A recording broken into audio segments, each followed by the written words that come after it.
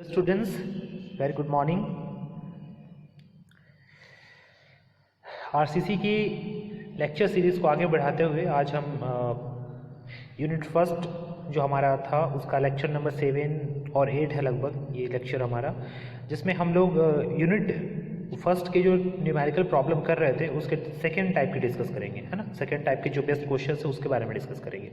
तो पहले ये देख लें कि सेकेंड टाइप के क्वेश्चंस किस तरीके से पूछे जाते हैं, मतलब क्या होते हैं सेकेंड टाइप के क्वेश्चंस में। तो इस क्वेश्चंस में अगर हम बात करें बेसिकली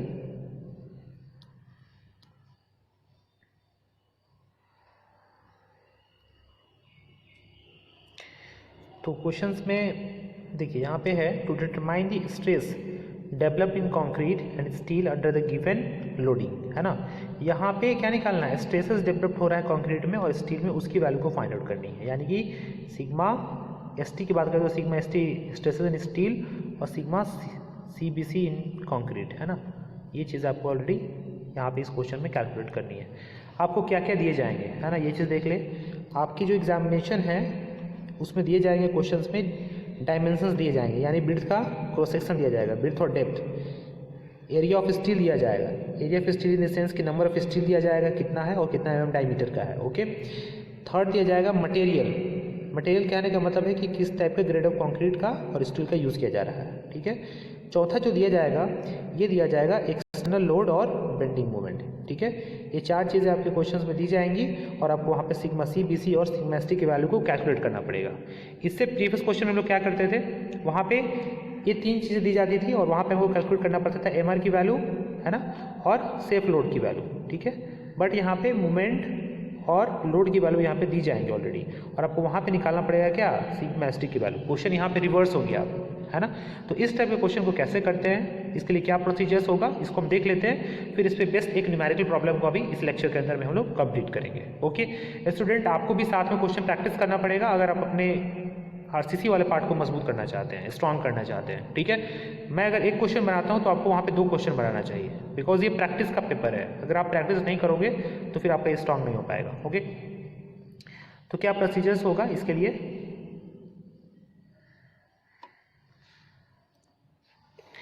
सबसे पहले हमें वहाँ पे परमिसिबल स्ट्रेसेस टेबल से कैलकुलेट करना पड़ेगा, जो कि डिपेंड करेगा ग्रेड ऑफ कंक्रीट पे और ग्रेड ऑफ स्टील पे।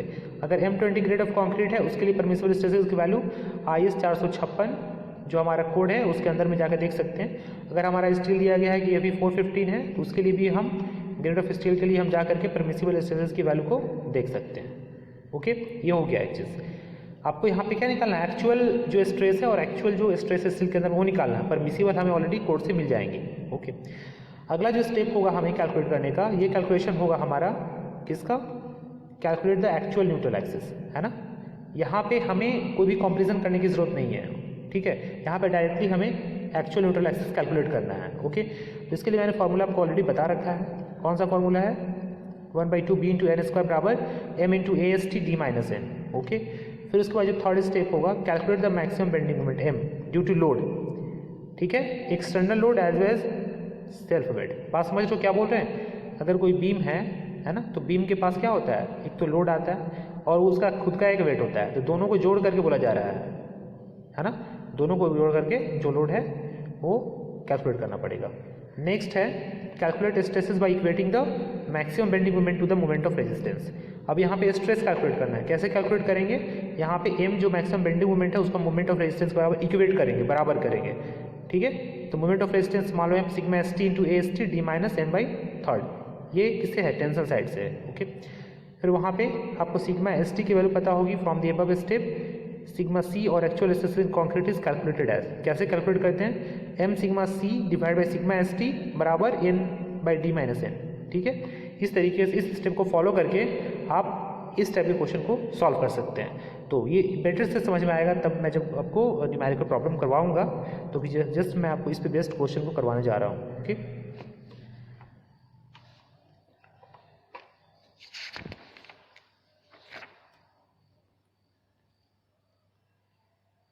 प्रॉब्लम नंबर 2.7 है जो भी इस पे बेस्ट है।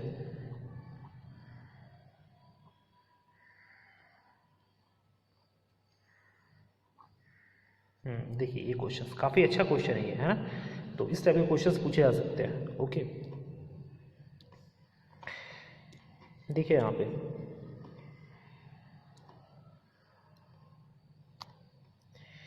an RCC beam 300 mm into 640 mm overall. अब देखिए यहाँ पे इस क्वेश्चन में क्या बोला जा रहा है, ओवरऑल बोला जा रहा है, ठीक है। यहाँ पे जो क्वेश्चन है, ये जो डेप्थ आपका दिया गया है ये ओवरऑल है, ठीक है। इस क्वेश्चन में आपको यहाँ पे कैपिटल डी दिया गया है, स्मॉल डी नहीं है। Is reinforced with 4 bar of 20 mm diameter, 4 बार है 4 mm डायमीटर का। जैसे जैसे क्वेश्चन कहेगा वैसे वैसे हम क्वेश्चन को क्या करेंगे, ड्रॉ करते चलेंगे। एक बीम है जिसका 300 mm क्या है, विड्थ है, और 400 mm ओवरऑल डेप्थ है, 400 mm ये वाला पार्ट, ओके। अब 4 बार से रिइंफोर्स किया गया है, तो हम रिइंफोर्सिंग कर देंगे। कितने बार से, ये हमारा न्यूट्रल एक्सिस है, यहाँ पे 1 2 3 4, क्योंकि ये सिंगल रिइंफोर्स सेक्शन है इसलिए हमेशा बॉटम में सिर्फ स्टील होगा, okay. The beam has to carry a super impose load of 50 kilonewton per metre, है ना। 50 kilonewton per metre super impose load को कैरी करना है। क्योंकि इसको क्रॉस सेक्शन वाले पार्ट में हम नहीं दिखा सकते हैं, इस तरीके से कोई भी बीम है ना, इसमें जो सुपर इम्पोज लोड आ रहा है ये हमारा डब्ल्यू का वैल्यू दिया है 50 किलोन्यूटन पर मीटर, ठीक है। इंक्लूडिंग दी सेल्फ वेट, याद रखिएगा, मतलब बीम का जो वेट है अपना और जो उस पर लोड आ रहा है दोनों मिला करके है, okay.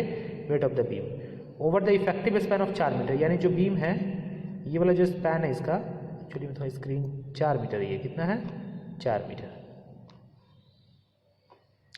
Find the actual stresses developed in steel, क्या बोला जा रहा है, find the actual stresses developed in steel and concrete.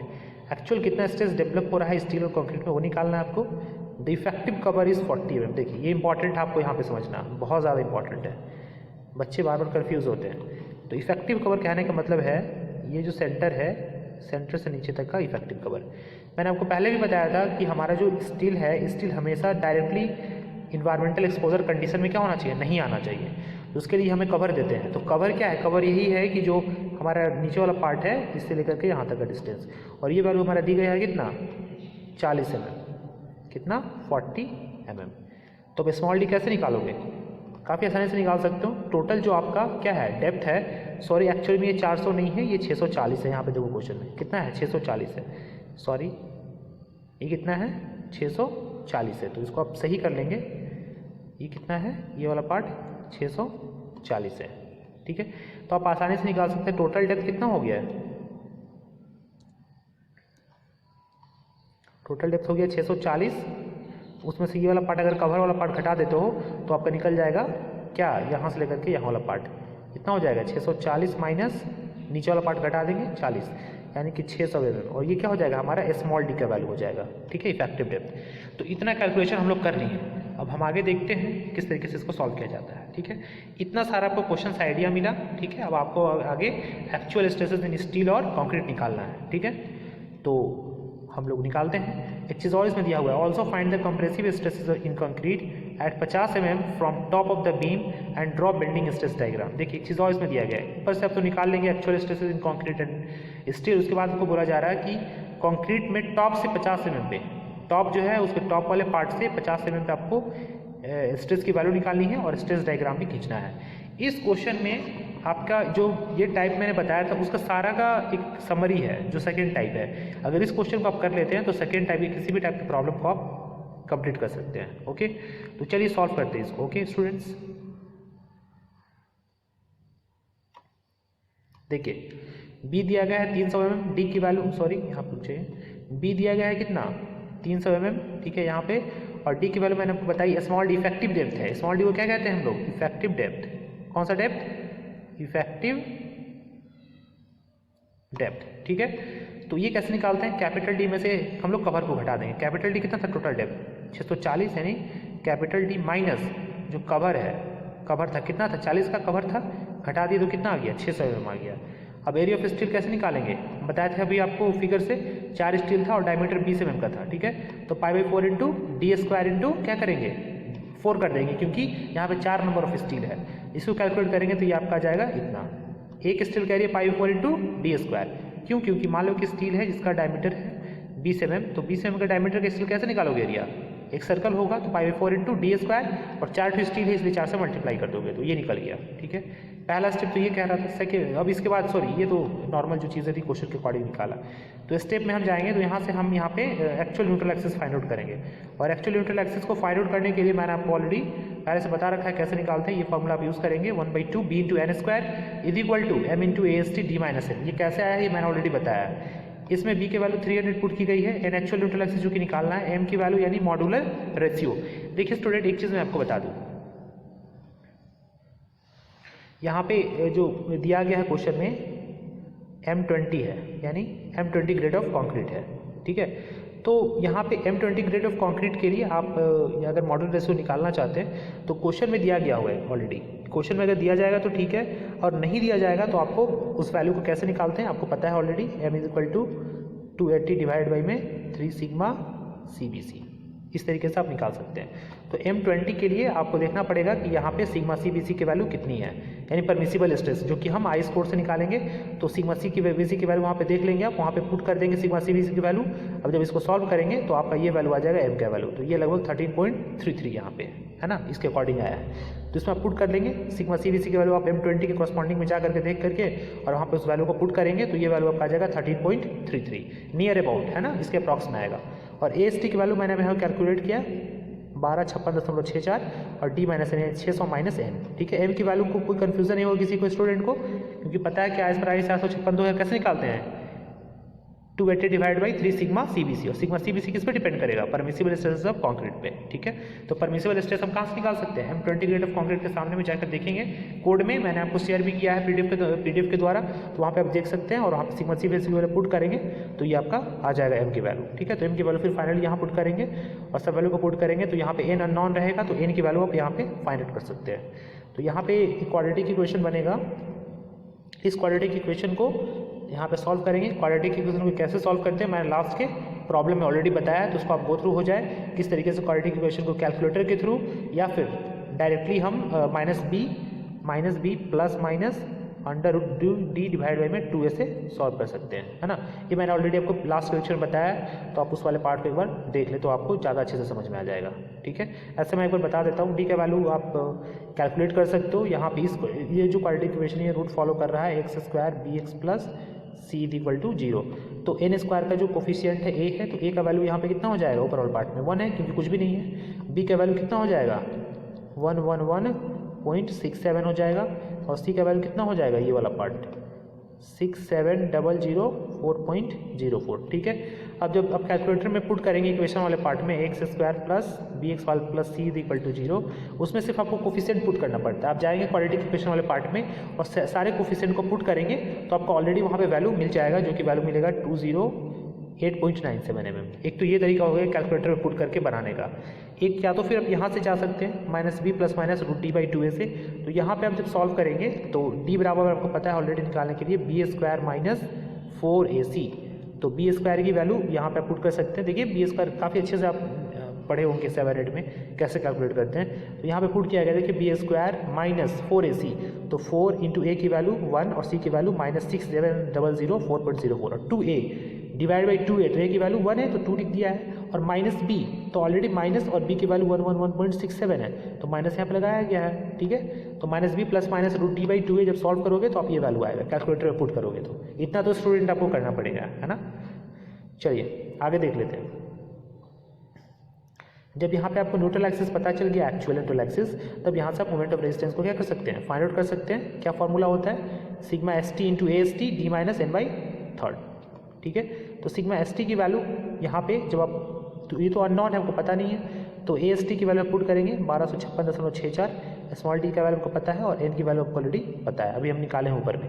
जब इसमें पुट करेंगे तो MR का वैल्यू जो है सिग्मा ST की फॉर्म में आएगा। ओके, तो यहाँ तक आप कैलकुलेट कर लेंगे।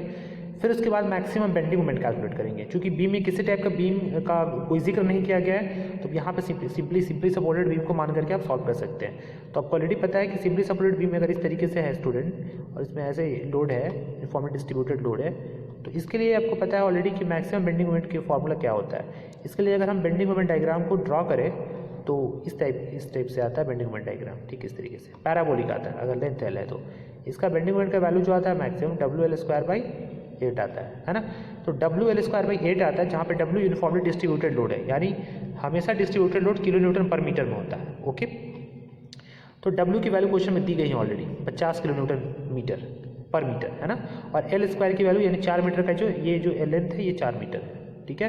और W का वैल्यू दिया गया है 50 kN/m। अब क्वेश्चन ऊपर देखेंगे तो समझ में आ जाएगा, आपको दिया गया है। ओके, और एक तो कांस्टेंट सब वैल्यू को पुट करेंगे तो M का वैल्यू आ जाएगा 100 kN/m। अब काफ़ी आसानी से मैंने आपको बताया था कि kN/m को Nm में चेंज करने के लिए, देखिए यहाँ पे kN/m आया, अब kN/m को mm में चेंज करने के लिए, Nm में चेंज करने के लिए 10⁻6 से मल्टीप्लाई कर देते हैं। ओके, अगर Nm रहता, ये Nm में आता और उसको kN/m में चेंज करना पड़ता तो 10⁻6 से डिवाइड कर देते, ठीक है। कैसे करते, इसका जो सोल्यूशन है मैंने लास्ट के लेक्चर में ऑलरेडी बताया है। ओके, हर बार मैं एक ही कॉन्सेप्ट को बार बार नहीं बता पाऊंगा, क्योंकि फिर तो सिलेबस नहीं हो पाएगा, है ना, अगर एक ही चीज़ को बार बार रिपीट करने लगेगी। kN/m को Nm में कैसे चेंज करते हैं, ठीक है। तो मैंने लास्ट के लेक्चर में बताया, आप उस लेक्चर को जाकर जरूर देखें, ठीक है। अब जब यहाँ तक क्लियरफाई हो गया, तो यहाँ पे अब आपको मैंने बताया था कि स्ट्रेसेस इन स्टील के लिए हम लोग मोमेंट ऑफ रेजिस्टेंस को M के बराबर इक्वेट कर देंगे। तो मोमेंट ऑफ रेजिस्टेंस ये आया था ऊपर में, आप देखना, ठीक है। और इसको मोमेंट से कैलकुलेट कर देंगे, यानी 100 × 6 से। तो यहाँ पे आपका जो निकलेगा स्ट्रेसेस इन स्टील, जो कि हमें निकालना था, ठीक है, निकल गया स्ट्रेसेस इन स्टील। अब अगला हमको कैलकुलेट करना है स्ट्रेसेस इन कंक्रीट। काफ़ी इजी है, आपको पता है स्ट्रेस जो डायग्राम है उसके अकॉर्डिंग आपको मैंने बताया था कैसे निकालते हैं। ये सिग्मा C है मान लो, और सिग्मा ST है, यहाँ पे M है /m, और मान लो कि ये वाला पार्ट N है और ये वाला पार्ट क्या है, D-N है। तो मैंने कैसे निकाला, सिमिलर ट्रायंगल का यूज़ करके। ये चीज़ आपको पता है, अगर आपको याद है तो याद कर ले, अदरवाइज इस कॉन्सेप्ट के थ्रू, जैसे मैंने आपको अभी बताया है, इस फॉर्मूला को, इस कॉन्सेप्ट को याद रखें और इसके अकॉर्डिंग आप बना सकते हैं, ठीक है। काफ़ी आसान है, कैसे, क्योंकि सिमिलर ट्रायंगल और सिमिलर ट्रायंगल में जो साइड्स होते हैं प्रोपोर्शनल्स होते हैं। तो ये सिमिलर ट्रायंगल की अगर हम बात कर ले, ये वाला पार्ट, तो क्या लिख सकते हैं, सिग्मा C/n लिख सकते हैं, इसका साइड और इसका साइड, ठीक है। फिर उसी तरीके से नीचे वाला ट्रायंगल में, ये वाला पार्ट में हम लिख सकते हैं सिग्मा ST/m डिवाइड बाई में ये वाला डेप्थ, है ना, यानी D-n, ठीक है। पुट करेंगे, जब यहाँ पे हम क्रॉस मल्टीप्लिकेशन करेंगे और सॉल्व करेंगे तो ये वाला फार्मूला जो हमारा इक्वेट हो जाएगा इस तरीके से हो जाएगा, सिग्मा C =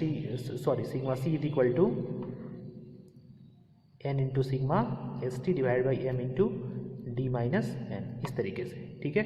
अब n × सिग्मा ST, n की वैल्यू, न्यूट्रल एक्सिस की वैल्यू 150.05 आया था ऑलरेडी, ठीक है। और सिग्मा ST की वैल्यू जो है, एक्चुअली में जो आया है, ये जो सिग्मा ST की वैल्यू 150 आया है ना, 150.05, और n की वैल्यू जो ये आई थी आपकी 20.97, ठीक है।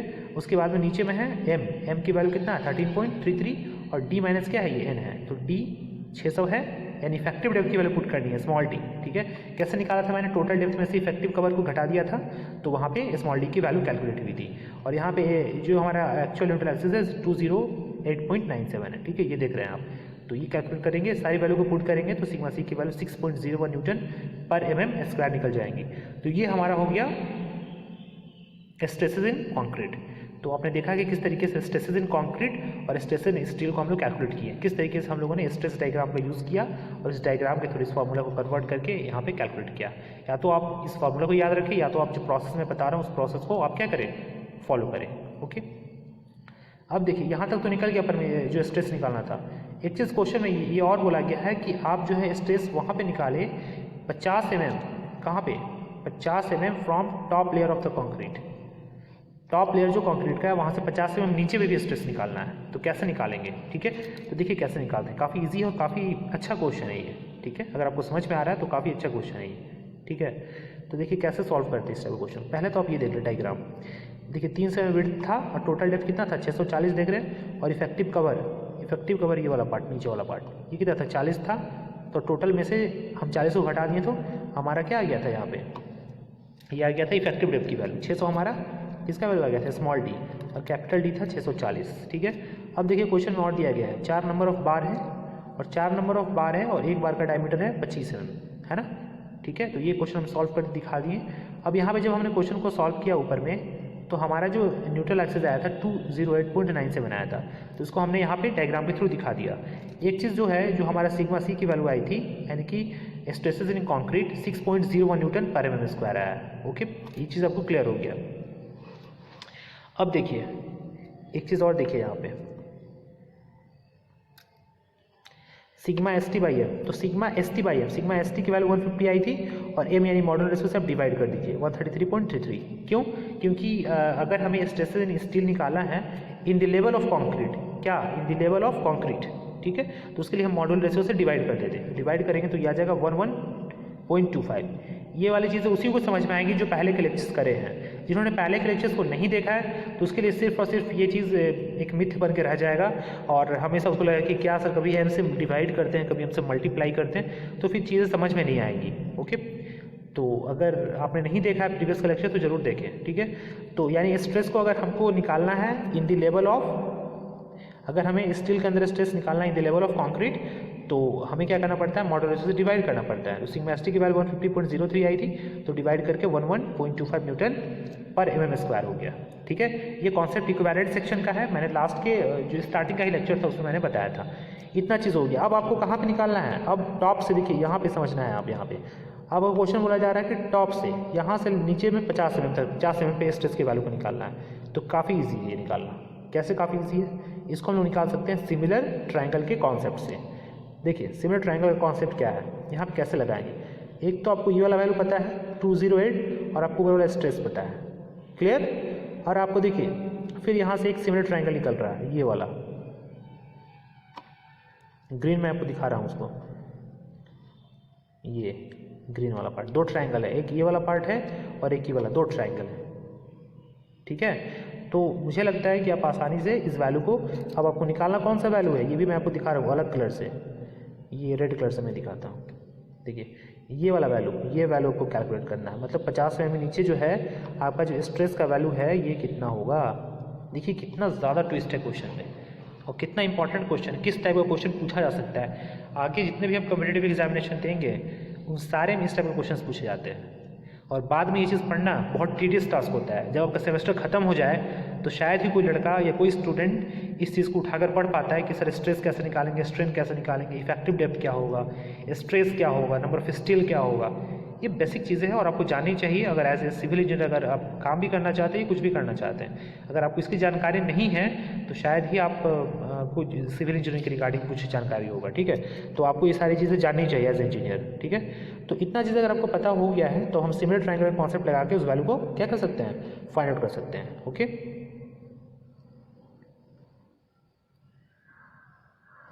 तो देखिए काफ़ी अच्छे से मैं आपको समझा रहा हूँ, कोई दिक्कत नहीं होगा, ठीक है। तो बहुत ही इजी है। तो देखिए यहाँ पे मैं इसको ग्रीन ले लेता हूँ, है ना, ग्रीन ले रहा हूँ। तो एक तो ये मैं आपको जैसे बता रहा हूँ वैसे सॉल्व करें क्वेश्चन को, क्वेश्चन सॉल्व हो जाएगा। अरे क्वेश्चन सॉल्व हो जाएगा। यहाँ पे 6.01 न्यूटन mm पर mm स्क्वायर है यहाँ पे टॉप वाला स्ट्रेस जो है यहाँ पे। तो देखिए 6.01 मैं आपको जैसे बता रहा हूँ वैसे करें या आप यहाँ बुक के अकॉर्डिंग भी कर सकते हैं। तो 6.01 डिवाइड बाई क्या लिख सकते हैं आप, 6.01 डिवाइड बाई ये वाला पार्ट, टोटल ये वाला डिस्टेंस कितना है 208.97, इसका साइड हो गया बराबर। अब जो नीचे वाला जो पोर्शन दिख रहा है, ये वाला जो पोर्शन दिख रहा है उसका अब ये जो पोर्शन नीचे दिख रहा है जहाँ पे आपको निकालना है, तो इस वाले ट्रायंगल में है ना, इस वाले ट्रायंगल में। तो आपका ये डिस्टेंस कैसे पता चलेगा, ये वाला डिस्टेंस 208.97 में से 50 वाला पार्ट घटाना पड़ेगा ऊपर वाला, यानी कि ये वाला पार्ट आपको घटाना पड़ेगा, तब जा करके ना आपको यहाँ से यहाँ तक का वैल्यू पता चलेगा। क्योंकि 208.97 टोटल है और ऊपर से 50 mm नीचे है और आपको निकालना यहाँ पे है, ठीक है। तो सबसे पहले ये वाला पार्ट, ये तो नॉट है, आपको निकालना है, इसको x मान लीजिए, x डिवाइडेड बाई में ये वाला पार्ट कितना है 208.97 माइनस 50, ठीक है ऐसे। अब यहाँ से आप x की वैल्यू निकाल सकते हैं क्रॉस मल्टीप्लिकेशन करके। कैसे निकालेंगे, x बराबर अब 6.01 इंटू ये वाला वैल्यू क्या होगा, क्रॉस मल्टीप्लाई चल जाएगा ऊपर में, है ना। तो हो जाएगा 208.97 माइनस 40, ठीक है, और डिवाइड बाई में ये वाला पार्ट हो जाएगा 208.9। जब इसको आप सॉल्व करेंगे तो ये वाला फॉर्मूला आपका 4.57 न्यूटन पर mm स्क्वायर आ जाएगा, ठीक है। देखिए वो भी इस तरीके से ही कन्वर्ट हो गया जैसे मैंने आपको बताया था। वही चीज़ें यहाँ पे भी है, बस यहाँ पे ये वाला स्ट्रेस को सिग्मा सी डैश ले दिया है ना, जहाँ पे उसको निकालना है, और हमने यहाँ पे इसको x मान लिया है। तो ये आप अपने अकॉर्डिंग कर सकते हैं। अगर आपको कॉन्सेप्ट पता होगा तो आप किसी भी तरीके से सॉल्व कर सकते हैं। नॉमिनेशन कुछ भी हो सकता है, नेमिंग आप कुछ भी दे सकते हैं। यहाँ पे आप x लिख दे, y लिख दे, z लिख दे, आपको सिग्मा सी यानी कि वहाँ पे स्ट्रेस निकालना है। तो हम स्ट्रेस को यहाँ पे x से डिनोट कर दिए हैं, तो x की वैल्यू को हम यहाँ पे फाइंड आउट कर लेंगे। आप लोगों ने बहुत पहले बहुत सारे क्वेश्चंस किए होंगे जहाँ पे अननोन को हम x मान लेते थे, y मान लेते थे, बट यहाँ पे सिग्मा इसलिए माना क्योंकि स्ट्रेस है। ओके, तो आप भी मान सकते हैं, या फिर आप x मान ले, x को स्ट्रेस मान ले और वहाँ पे आप वैल्यू को निकाल सकते हैं सिमिलर ट्रायंगल के कॉन्सेप्ट से। ठीक है, मुझे लगता है कि आपको ये क्वेश्चन समझ में आ गया होगा और मुझे नहीं लग रहा कि कहीं इसमें कोई भी आपको डाउट होगा। अगर फिर भी कहीं डाउट है तो आप लाइव सेशन जब आएंगे तो वहाँ पे आप मुझसे इसको सॉल्व कोई भी दिक्कत होगा तो वहाँ पे डिस्कस कर सकते हैं। So student, thank you everyone for watching this session. So student, आप लोग प्रैक्टिस करते रहें और अपने नोट्स प्रिपेयर करें। ओके, सो इस लेक्चर में सिर्फ इतना ही। हमने सेकेंड नंबर क्वेश्चन को यानी सेकेंड टाइप का जो प्रॉब्लम था उस पर बेस्ड न्यूमेरिकल को क्वेश्चन को सॉल्व किया। आगे जब हम मिलेंगे तो लास्ट टाइप का जो न्यूमेरिकल प्रॉब्लम है जो कि वर्किंग स्ट्रेस मेथड पे बेस्ड है उसको डिस्कस करेंगे। फिर आगे हम इस चैप्टर के प्री स्ट्रेस वाले पार्ट को डिस्कस करेंगे 1 से 2 लेक्चर में, और इस यूनिट को हम लोग कंप्लीट करेंगे। फिर हम लिमिट स्टेट मेथड को स्टार्ट करेंगे। ओके, सो 1 और 2 लेक्चर और रह गया है फर्स्ट यूनिट का, जिसमें हम लोग प्री स्ट्रेस कंक्रीट वाले पार्ट को कवर करेंगे। So thank you student for watching this session. So God bless you all.